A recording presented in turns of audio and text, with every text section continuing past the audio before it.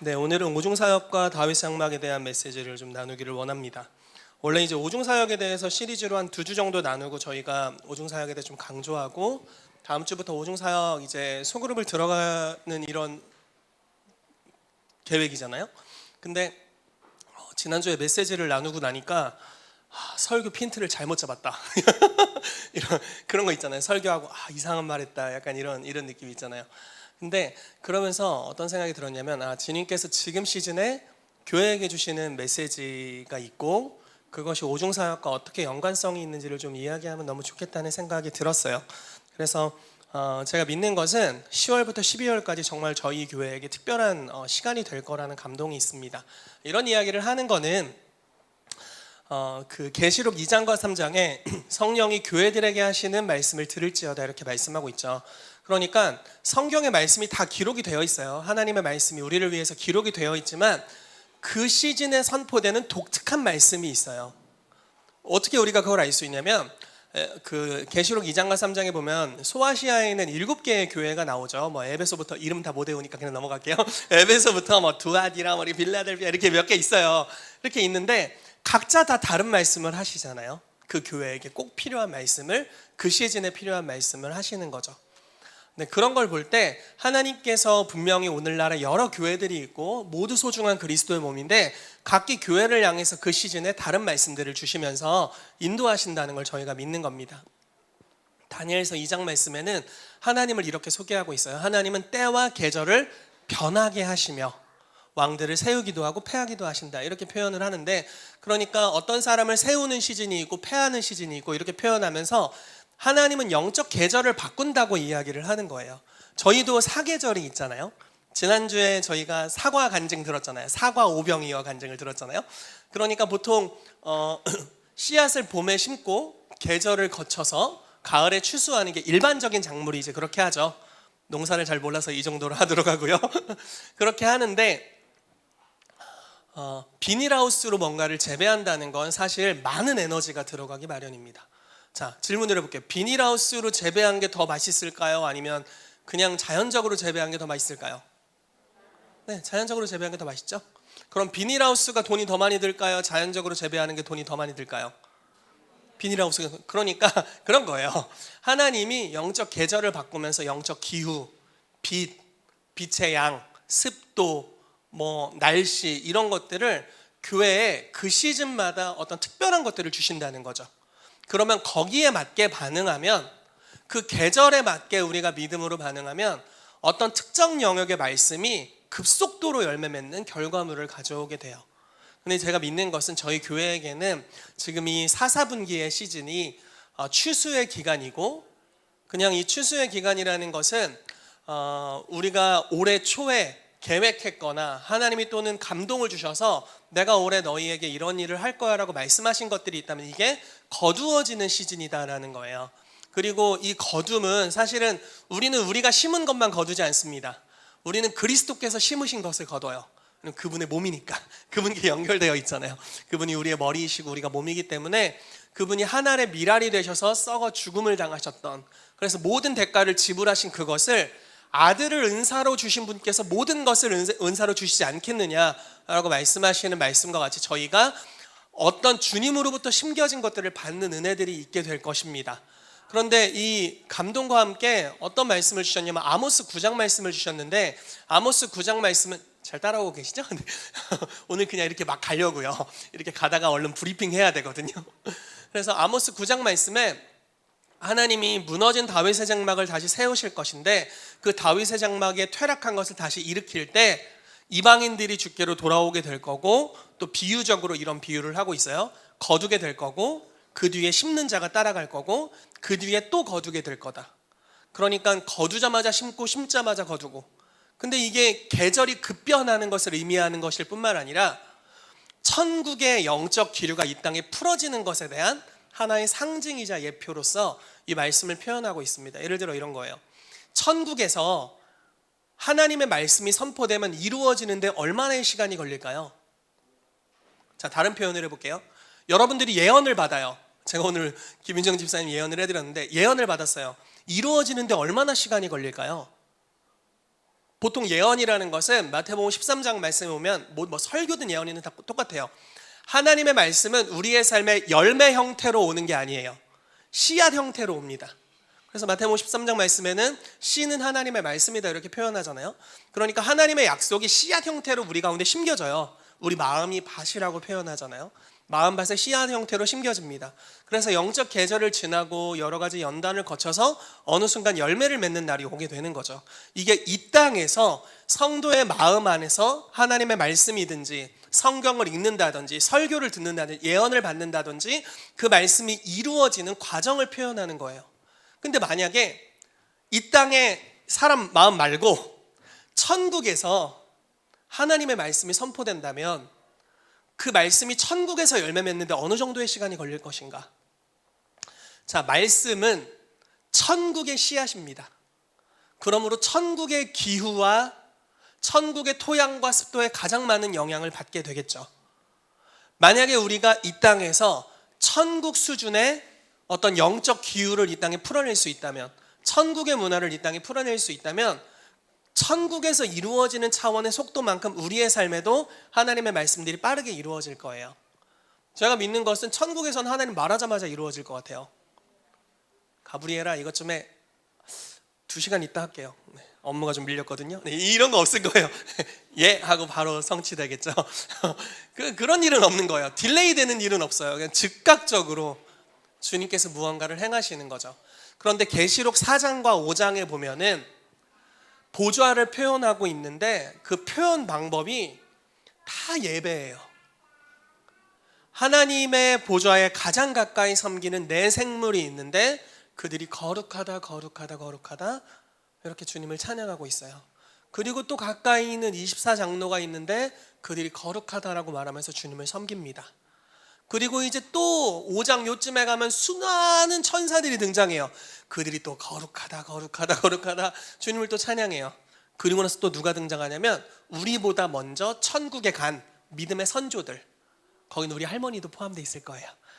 저희가 알고 있는 믿음의 사람들, 우리의 먼저 떠난 가족들이 거기 포함되어 있습니다. 그들이 흰옷 입은 열방에서부터 온 사람들이고 흰옷을 입고 있는데 그들이 어린 양께서 자기들의 삶에 행하신 일들을 찬양하고 있는 모습을 볼 수 있어요. 그리고 나중에는 우리도 거기 포함되어서 주님을 예배하게 될 것입니다. 이것이 하나님의 보좌 앞에서 이루어지는 일들에 대한 거의 완전한 묘사라고 할 수 있겠죠. 이것만 되는 것, 이루어지는 것은 아니지만 대부분의 묘사라고 할 수 있습니다. 얼마나 그 장엄한 임재와 영광이 풍성하게 나타날까요? 자, 그것이 천국의 분위기예요. 하나님을 찬양하는 소리들로 가득한 그 공간, 그것이 천국의 영적 기후입니다.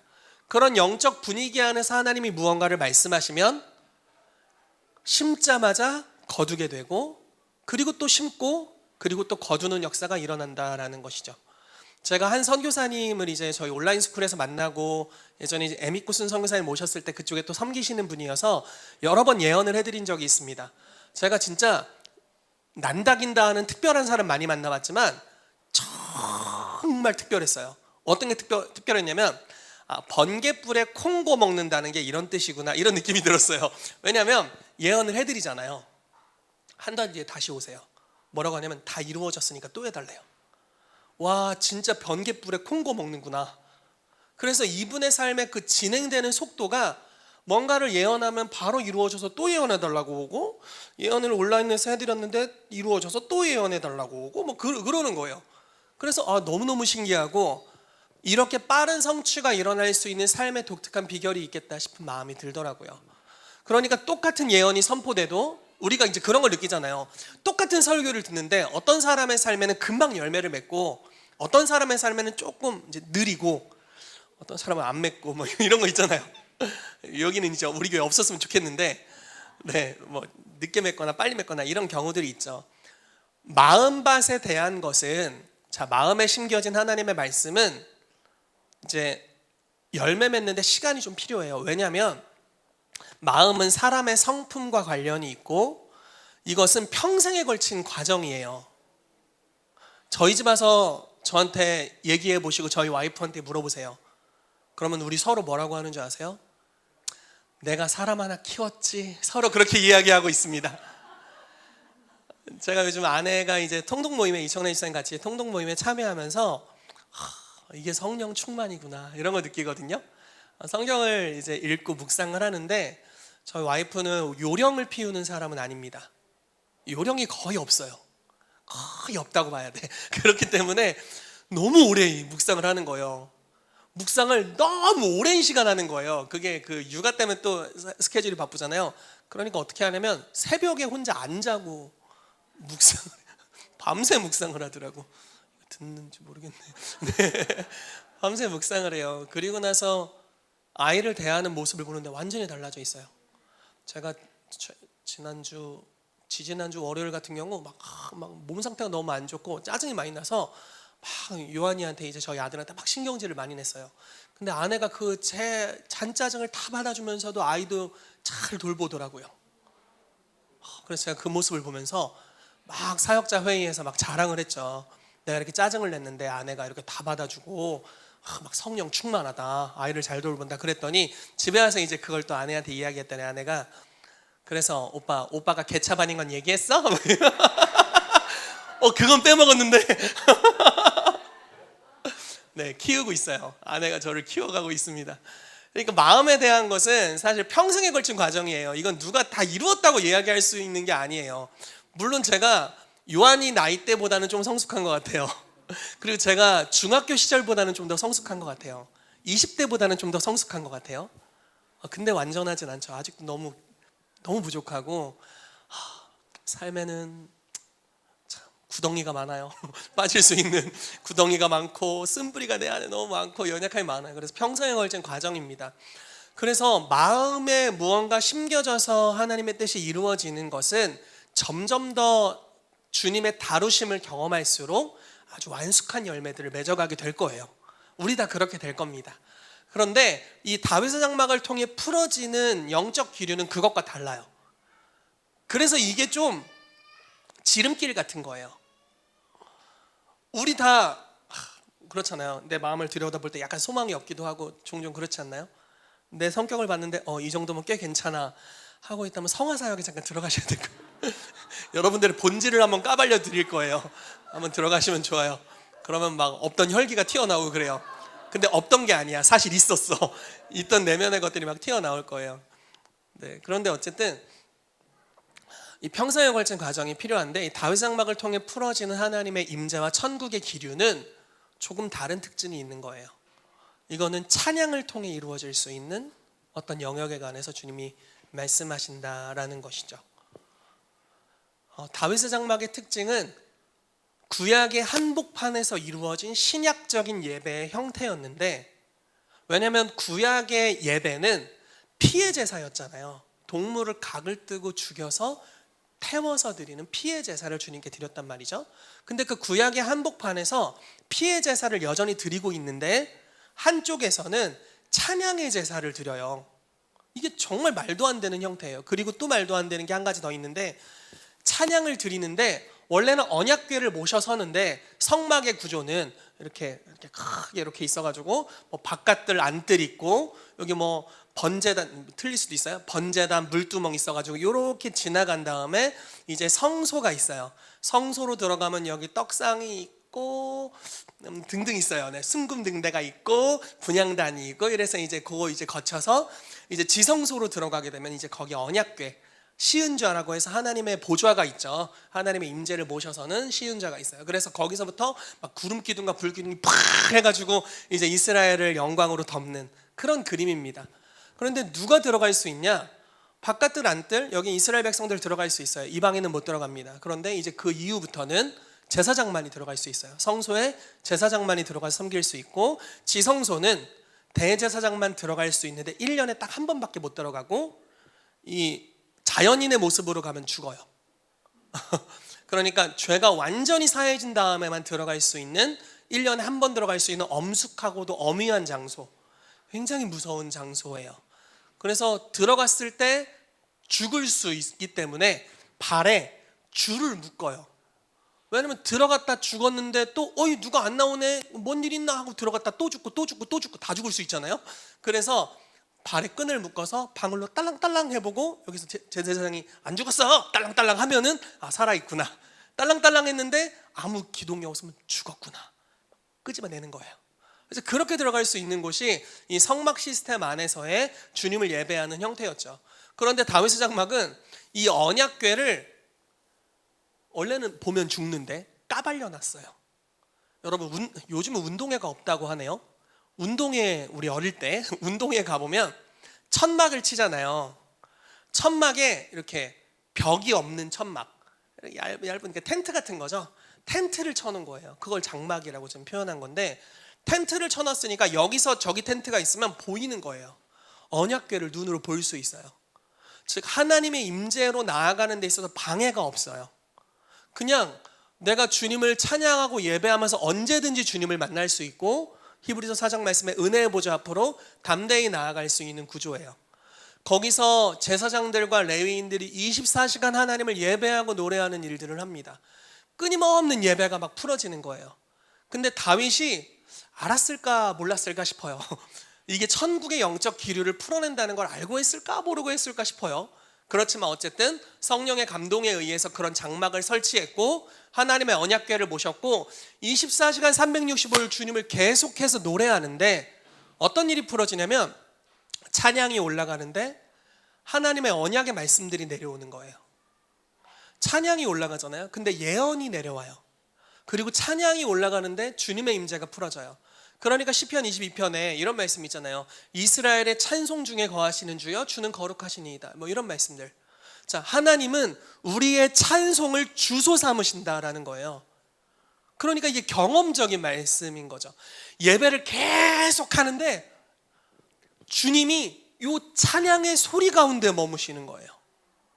그러니까 예루살렘에서 주님을 향한 찬양 소리가 한 번도 끊임없이 계속 외쳐지는데 거기에 주님이 주소를 삼으셔서 머무시고 사실 그 분위기가 천국의 분위기였고 그러니까 시편의 그 아삽, 헤만, 여두둔 이런 시편의 그 당시의 저자들이 있거든요. 그들이 하나님을 찬양하는 인도자들이었는데 예배를 인도하다가 예언이 임하는 거예요. 그래서 찬양을 하면서 예언을 하고 다시 예배하고 찬양을 하면서 예언을 하고 그래서 시편의 수많은 가사들 중에 메시아가 어떻게 배신을 당하고 죽임을 당하고 부활하실지 이런 게 다 적혀 있는 거예요. 그래서 예수님이 누가복음이나 이런 데 보면은 시편과 율법의 선지자들을 통해 나에 대해 기록한 것을 내가 이루러 왔다 이런 말씀들을 하시거든요.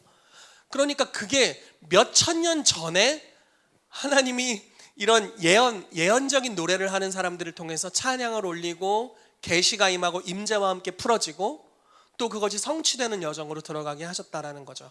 그런데 다윗에게는 이 다윗의 장막의 특징 지을 수 있는 것은 이 공동체가 너무 중요하다라는 것입니다.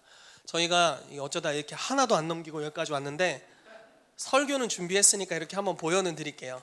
제가 이거 올려드릴게요. 저희 교회 카톡창에 올려드릴게요. 땡땡이는 아니다 이렇게 잠깐 확인은 해드리고 다윗의 장막을 설명하려면 다윗이라는 인물과 그의 공동체를 알 필요가 있어요. 다윗은 하나님에 대해서는 아주 낭비적인 사람이었어요. 언약궤를 모시는데 어떻게 예배를 했냐면 6걸음에 한 번씩 제사를 드렸어요. 몇 킬로였을까? 언약궤에서 예루살렘 한 20-30km 되지 않았을까 싶어요. 하나 둘 셋 넷 다섯 여섯 제사 하나 둘 이 제사를 곡 한 곡이라고 해도 며칠 갔을 거예요. 만약에 누가 성령의 감동을 받아서 우리가 다윗처럼 6걸음에 한 번씩 예배합시다 마라톤 하듯이 이렇게 얘기한다면 제가 그 사람을 째려볼 거예요. 언제 퇴근해? 왜 약간 이거 언제 퇴근하지? 왜 저런 감동을 받았을까? 이럴 텐데 다윗은 예배에 있어서는 엄청 낭비적인 사람이에요. 아낌이 없어요. 삶을 다 부어드렸어요. 그게 어느 정도 수준이었냐면 좋은 일이 있을 때 예배해요. 슬픈 일이 있을 때 예배해요. 배신을 당했어요. 그냥 예배해요. 너무 좋은 동료들을 얻었어. 예배해요. 자식이 지를 배신했어. 예배해요. 하나님한테 범죄해서 두드려 맞았어. 또 예배해요. 그냥 모든 삶에서 일어난 일들을 예배로 다 만들어 버렸어요. 원수가 너무 미워. 가사를 써서 그걸로 예배해요. 미쳤어. 그러니까 제정신이 아니에요. 한 번은 망명을 가기 위해서 어떤 왕에게로 이제 투항을 한 거예요. 이름을 까먹었는데 어떤 왕에게로 투항을 했어요. 근데 하는 소리들이 들리는 거예요. 왕과 측근들이 하는 소리 뭐라고 들리냐면 이스라엘에서 사울이 죽인 자는 천천, 다윗이 죽인 자는 만만이라고 하는데 얘 배신할 거다.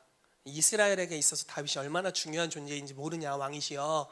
그냥 지금 죽여라. 이런 이제 이야기들이 들리는 거예요. 자기 투항해서 여기 무릎 꿇고 있는데 막 자기 죽이라는 소리가 들리는 거예요. 그래서 아무리 봐도 날 죽일 분위기인 거죠. 어떻게 했는 줄 아세요? 침을 흘렸어요.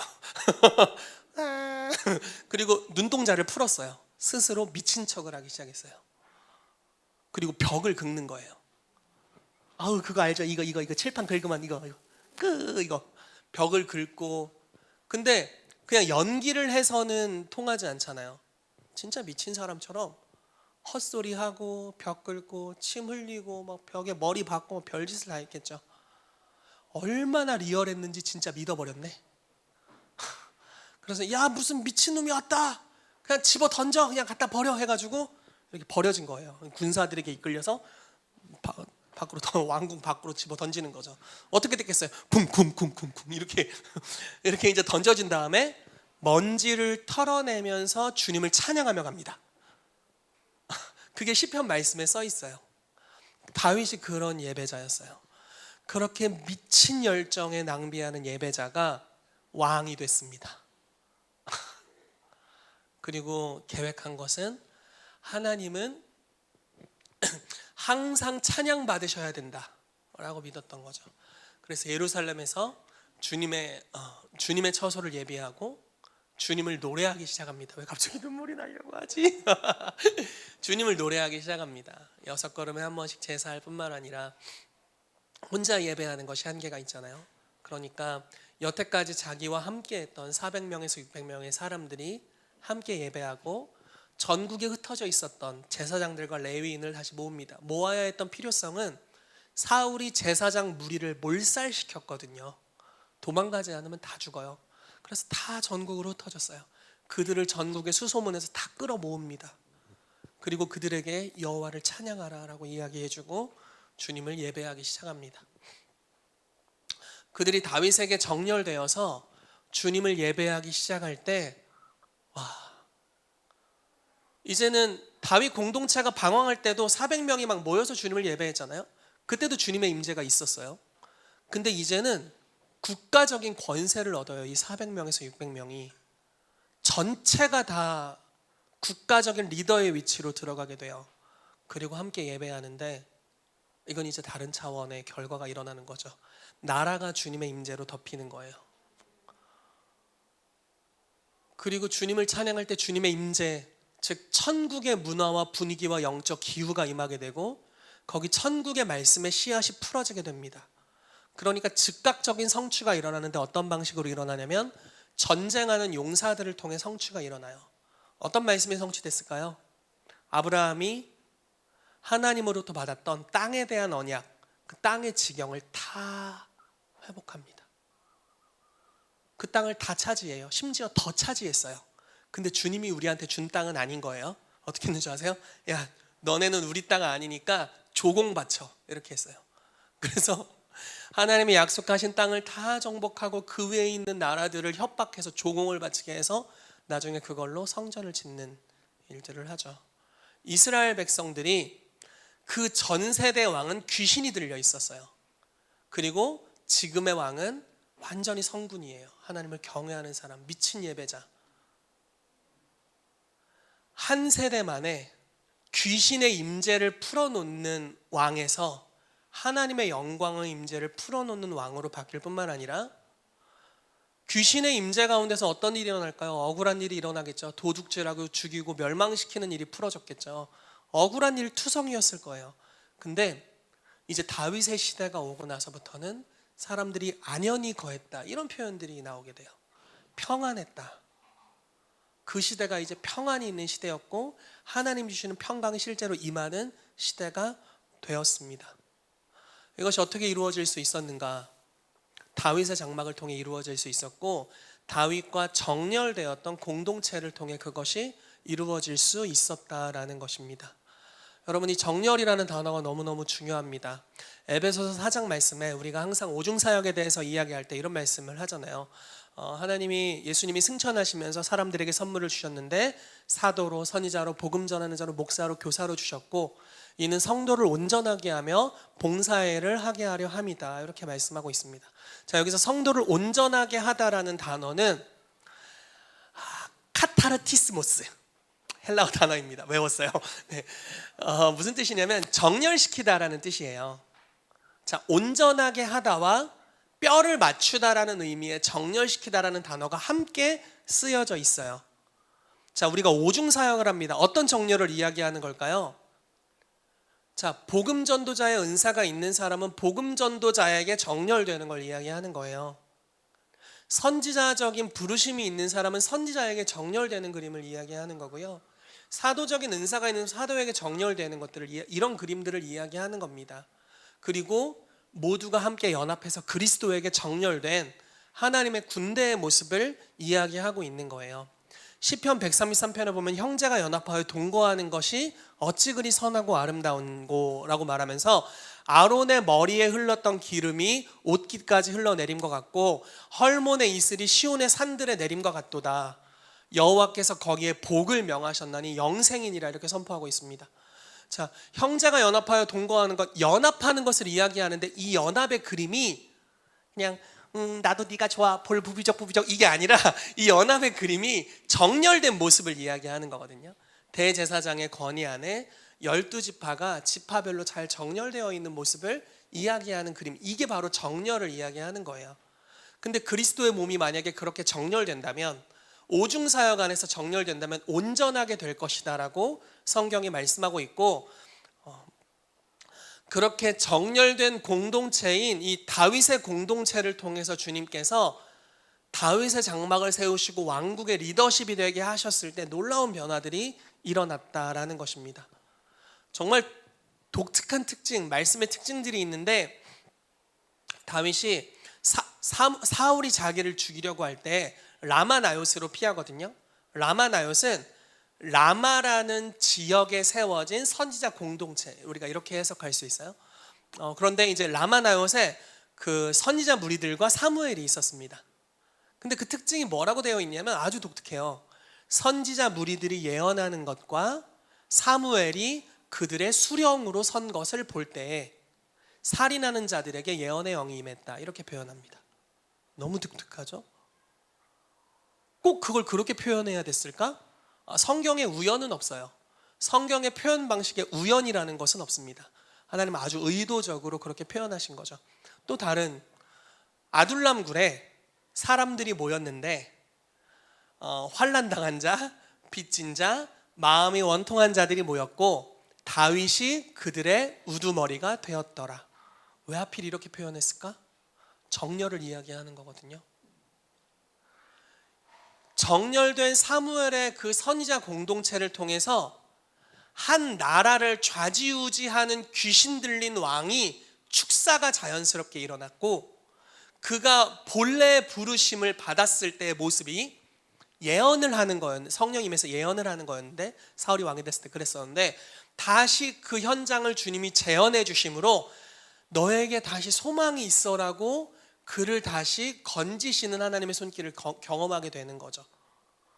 그래서 한 나라의 역사는 귀신의 역사를 축사할 만큼의 강력한 권능이 모두 예언하는 정렬된 공동체를 통해 일어나게 되었다라는 겁니다. 다윗은 또 다른 거예요. 다윗은 이 400명에서 600명의 사람이 여정을 지나는데 10여 년간 여정을 거칩니다.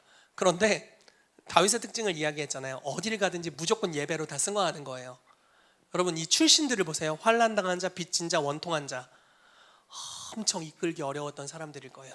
제 생각엔 우리 교회였으면 다 성화사역으로 들어갔어야 돼. 지금 다 성화사역 들어가서 좀 치유받아야 돼요. 근데 그 진짜 전쟁통 같은 어려운 여정을 함께 지나는데 주님을 같이 예배하는 겁니다. 계속 예배해요. 그런데 놀라운 특징이 풀어지는데 뭐냐면, 다윗에게 있었던 두 가지 아주 강력한 고유의 은사, 하나는 예배자였고 하나는 자이언트 킬러였죠. 용사였어요. 이 두 가지가 다 그 사람들에게 풀어졌다는 거예요. 나중에 이제 다윗의 장막이 세워지고 예배 인도자들이 누가 세워졌나를 보니까 여기 막 아삽, 헤만, 여두둔, 레위인 출신들, 원래 주님을 찬양하는 사람들이 있어요. 이쪽에는 용사들, 손가락이 우리 강희훈 전사님처럼 두꺼운 사람들, 떡볶이 손가락 같은 이렇게 막 용사의 손가락이 있거든요. 막 굳은 살 엄청 많이 배겨 있고 막 칼에 피를 묻혔던 사람들이 주님을 예배하는 자들로, 그것도 그냥 어색하게 예배하는 게 아니라 신령한 노래로 예배하는 자들로 서 있어요. 무슨 말이냐면 예언적으로 예배할 줄 아는 자들로 세워져 있다는 거예요.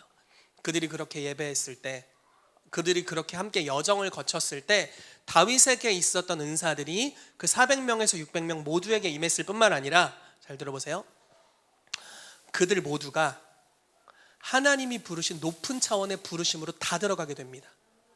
이게 저는 가장 놀라운 그림이에요. 자, 이거 제가 여러 번 교회에서 이야기했어요. 요셉의 위대함은 하나님이 부르신 부르심의 궁극적인 목적지까지, 지난주에 제가 컨버전스라는 단어를 썼습니다. 수렴되는 영역까지 갔다는 거예요. 다니엘의 위대함은 혼자 가지 않고 친구 3명이랑 같이 갔다는 거예요. 다윗의 위대함은 다 데려갔어요. 그리고 다 같이 갔어요. 다 정렬돼서. 근데 그 결과가 어떻게 되나요? 한 세대 만에 나라를 얻어버려요. 한 세대 만에 반역했던 나라가 하나님을 따르는 나라가 돼요. 한 세대 만에 그 시대를 향한 하나님의 뜻을 완전히 이루어내요. 다윗은, 자, 예언합니다, 놀라운 예표의 사람입니다. 이 사람은 우리의 시대에도 이게 가능하다는 것을 보여주는 사람이에요. 자, 구약 한복판에서 신약의 예배를 드렸어요. 그리고 구약 한복판에서 그 시대를 향한 하나님의 뜻을 다 이루어냈어요. 우리 시대를 향해서 주님이 동일하게 말씀하시는 거죠. 이 신약의 시대에 더 좋은 언약을 받은 너희들의 삶에 다윗의 장막이 회복되고, 즉 찬양의 제사로 우리의 삶이 막 점철되고 완전히 뒤덮여지게 되고, 우리가 함께 오중사역 안에서 정렬되어서 하나님의 나라를 위해서 걸어가게 될 때 너희 모두가 하나님이 주시는 컨버전스로 나아가게 될 것이고, 너희 모두가 하나님이 부르시는 그 높은 차원의 우리 가운데 있는 100가지 은사를 가장 효율적으로 사용할 수 있는 그 위치로 들어가게 될 때 한 세대만 해도 나라가 변할 수 있고 나라가 주님께로 돌이켜질 수 있다라고 주님이 말씀하신다라고 믿습니다.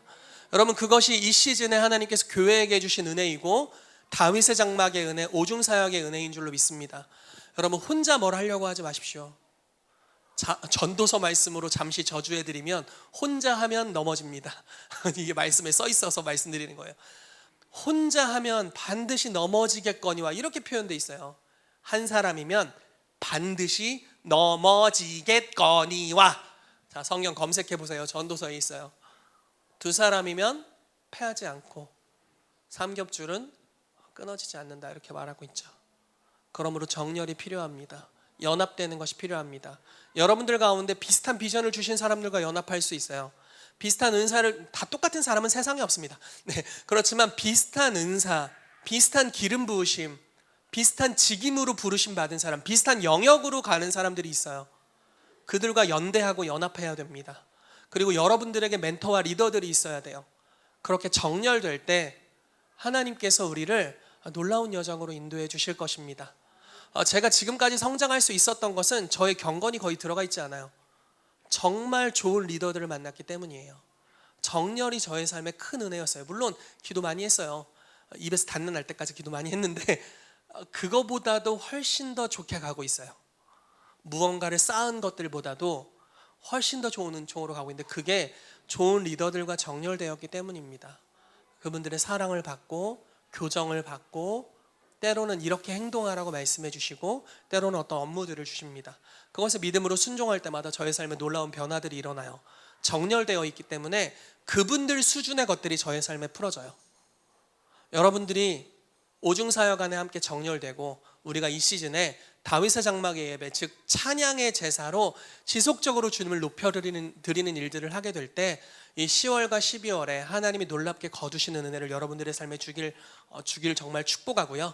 그런 일들이 있을 거라고 믿고, 또한 기도하고 축복하는 것은 우리 교회를 하나님이 사용하셔서 우리 모두를 컨버전스로 인도하기를 원하시고, 또 이 교회를 통하여서 이 나라가 한 세대만에 변화되는 것을 경험하게 되기를 예수 이름으로 축복합니다. 같이 기도하겠습니다.